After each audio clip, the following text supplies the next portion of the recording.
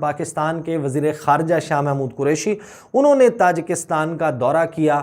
वहाँ पर उनकी मुलाकात हुई ताजिकिस्तान के सदर इमाम अली रहमानोफ से, और उसके बाद जो बयान ताजिक ऐवान सदर की जानिब से जारी किया गया है वो बहुत कुछ वाज़े कर रहा है कि ताजिकिस्तान क्या कुछ करने जा रहा है। कि ताजिकिस्तान वो पहला मुल्क है जो खुलकर तालिबान की मुखालिफत में सामने आया है, और इतलात ये भी है कि ताजिकिस्तान की जानिब से इन एंटी तालिबान फोर्सेस को पंजशेर में असलहे की फराहमी की जा रही है। ताजिकिस्तान किसी भी दूसरी हुकूमत को तस्लीम नहीं करेगा जो इस मुल्क में जबर के ज़रिए बनी हो। वर्ल्ड बैंक ने अपनी इमदाद रोक दी है, IMF ने अपनी इमदाद रोक दी है, जो कौमी ख़जाना है अफ़गानिस्तान का उसके डॉलर जो हैं जो अमेरिका के पास हैं वो अमेरिका ने रोक दिए हैं। तो हर तरफ से इमदाद रोकी जा रही है। ब्रिक्स नेशंस हैं, उनके नेशनल सिक्योरिटी एडवाइजर्स जी की मुलाकात हुई है। जो इंडिया के नेशनल सिक्योरिटी एडवाइजर हैं अजीत डोवल साहब, उनके कहने पे ये वर्चुअल मीटिंग हुई है। हेलो फ्रेंड्स, जय हिंद। हिंदुस्तान स्पेशल में स्वागत। पाकिस्तान और तालिबान को उस वक्त बड़ा झटका लगा जब ताजिकिस्तान के राष्ट्रपति ने पाकिस्तानी विदेश मंत्री शाह महमूद कुरैशी को खरी खरी सुना दी। दरअसल शाह महमूद कुरैशी तालिबान का नुमाइंदा बनकर ताजिकिस्तान गया था। ताजिकिस्तान दौरे पर पाकिस्तान के विदेश मंत्री शाह महमूद कुरैशी को तब बहुत बड़ा झटका लगा जब उसकी मौजूदगी में ताजिकिस्तान के राष्ट्रपति इमोमाली रहमान ने कड़े शब्दों में कहा कि अफगानिस्तान में जबरदस्ती बनी किसी भी सरकार को ताजिकिस्तान मान्यता नहीं देगा। दूसरी तरफ भारत ने अफगानिस्तान के मसले पर ब्रिक्स की एक बैठक बुलाई जिस पर भी पाकिस्तान जला भुना बैठा है। वर्ल्ड बैंक और IMF ने अफगानिस्तान की एड बंद करने का हुक्म जारी कर दिया है। So guys, let's start this very interesting video. Thank you so much. वक्त गुजरने के साथ साथ अफगानिस्तान में खाना जंगी का खदशा बढ़ने लगा है। जितनी भी एंटी तालिबान फोर्सेस सुबह पंजशेर में जमा हुई थीं, उनका तालिबान की जानिब से 3 अतराफ से मुहासरा किया गया है। इन एंटी तालिबान फोर्सेस ने बज़ाहिर कुछ मुतालबात सामने रखे हैं जिन पर बातचीत जारी है, लेकिन इस हवाले से कोई पेशरफ्त नहीं हुई। और इसी दौरान अब इतलात ये आ रही हैं कि ये एंटी तालिबान फोर्सेस जो अब national resistance front of Afghanistan NRFA के बैनर तले जमा हुए हैं, इनको लीड कर रहे हैं अहमद मसूद, जो कि बेटे हैं अहमद शाह मसूद के, जो शुमाली इत्तेहाद को लीड किया करते थे। इन्होंने अब दुनिया के मुख्तलिफ ममालिक को रीच आउट करना शुरू कर दिया है, उनसे मुतालबा किया है कि एंटी तालिबान फोर्सेस को सूबा पंजशेर में असलहा दिया जाए, इनको पैसे दिए जाएँ, इनको अद्वियात और खाने पीने की अशिया फराहम की जाएँ ताकि ये तालिबान के ख़िलाफ़ लड़ाई लड़ सकें।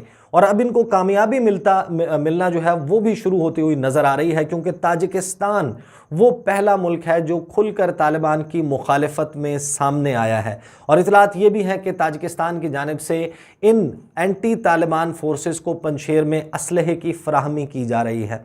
और शायद यही वजह है कि अहमद मसूद, जो कि खामोश थे, जिनका कोई इंटरव्यू सामने नहीं आया था फॉल ऑफ काबुल के बाद, ना ही उनकी जानिब से कोई ट्वीट किया गया था, 25 अगस्त को उन्होंने पहली मरतबा बैनुल अक़वामी मीडिया से बात की, एक BBC और फिर उसके बाद BBC की जो फ़ारसी सर्विस है उसके साथ उन्होंने गुफ्तगू की, और पेरिस से निकलने वाला एक जरीदा है, और यहाँ पर जो इंटरव्यूज़ हैं उनमें उनके तेवर बदले हुए नज़र आते हैं, जिसमें वो ये कह रहे हैं कि मेरे रगों में जो है वो अहमद शाह मसूद का खून दौड़ रहा है और मैं मर जाने को तरजीह दूंगा बजाय इसके कि मैं हथियार डाल दूं। फिर उन्होंने ये भी कहा कि लफ्ज़ सरेंडर जो है वो हथियार डालने का लफ्ज़ उनकी लुगत में, उनकी डिक्शनरी में मौजूद ही नहीं है। और इसी दौरान जब ताजिकिस्तान ये सब कुछ कर रहा है, इसी दौरान पाकिस्तान के वज़ीर ख़ारजा शाह महमूद कुरैशी, उन्होंने ताजिकिस्तान का दौरा किया। वहाँ पर उनकी मुलाकात हुई ताजिकिस्तान के सदर इमाम अली रहमानोफ से, और उसके बाद जो बयान ताजिक ऐवान सदर की जानिब से जारी किया गया है वो बहुत कुछ वाज़े कर रहा है कि ताजिकिस्तान क्या कुछ करने जा रहा है। पाकिस्तान के वज़ीर ख़ारजा शाह महमूद कुरैशी से मुलाकात। फिर इसी प्रेस रिलीज़ में लिखा गया कि वाज़े रहे कि काबुल में तालिबान तहरीक के इक़्तिदार में आने से इस मरहले पर ख़ित्ते में जियोपॉलिटिकल अमल मज़ीद पेचीदा हो गया है। शवाहिद वाज़े तौर पर ज़ाहिर करते हैं कि तालिबान मुल्क में दीगर सियासी क़ुव्वतों की वसी शिरकत के साथ अबूरी हुकूमत बनाने के अपने साबिका वादों को तर्क कर रहे हैं और इस्लामी अमारात कायम करने की तैयारी कर रहे हैं। ताजिकिस्तान अफ़गान अवाम बिलखुसूस ताजिक, उज़्बेक और दीगर कौमी अक़लियतों पर हर किस्म की लाकानूनियत, कत्ल, लूट मार और जुल्म सितम की शदीद मज़म्मत करता है। ताजिकिस्तान किसी भी दूसरी हुकूमत को तस्लीम नहीं करेगा जो इस मुल्क में जबर के ज़रिए बनी हो। ताजिकिस्तान ने तो अपने जो है वो ऐलान सुना दिया। अफगानिस्तान की सूरत हाल पर पाकिस्तान मुसलसल नज़र रखे हुए है। शाह महमूद कुरैशी 4 ममालिक का दौरा कर रहे हैं, हमसाया ममालिक का दौरा है और इसका मकसद है कि पाकिस्तान की जो सोच है अफगानिस्तान में अमन के लिए उस हवाले से तमाम ममालिक को साथ में लाया जाए। और अभी देखा जा रहा है कि तालिबान हुकूमत साजी की तरफ आ रहे हैं। डेडलाइन 31 की उन्होंने दी हुई है और G7 का भी इजलास हुआ। वर्ल्ड बैंक ने अपनी इमदाद रोक दी है, IMF ने अपनी इमदाद रोक दी है।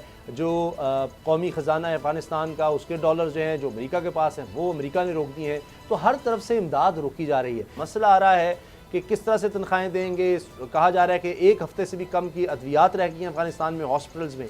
तो ये बड़े चैलेंजेस हैं। तो पाकिस्तान तो अपनी कोशिश कर रहा है अफ़गानिस्तान के हमसाया ममालिक को मिलाकर कोई एक लाएमल तय किया जाए कि किस तरह इस सूरत हाल से निकलना है। एक इम्पॉर्टेंट डेवलपमेंट हुई है और वो डेवलपमेंट ये है कि जो ब्रिक्स नेशंस हैं उनके नेशनल सिक्योरिटी एडवाइजर्स जी की मुलाकात हुई है, वर्चुअल मुलाकात, जो कि बेसिकली जो इंडिया के नेशनल सिक्योरिटी एडवाइज़र हैं अजीत डोवल साहब, उनके कहने पे ये वर्चुअल मीटिंग हुई है।